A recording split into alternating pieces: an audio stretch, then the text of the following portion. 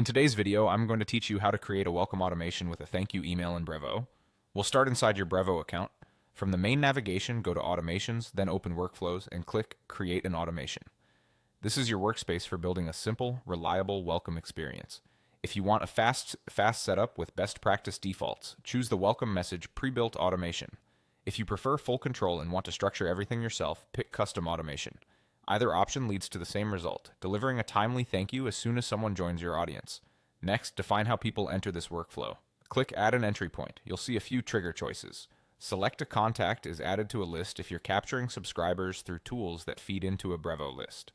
If you built your form directly in Brevo, you can instead choose a contact submits a form. Now select the specific list where your new subscribers land and click OK.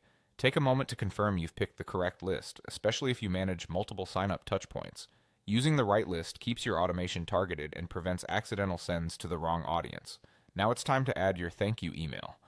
Beneath the entry point, click the plus icon to add a step, then choose the Send an Email action. In the configuration panel, select your thank you email template from your saved templates. Having a dedicated welcome template ready makes this quick and consistent.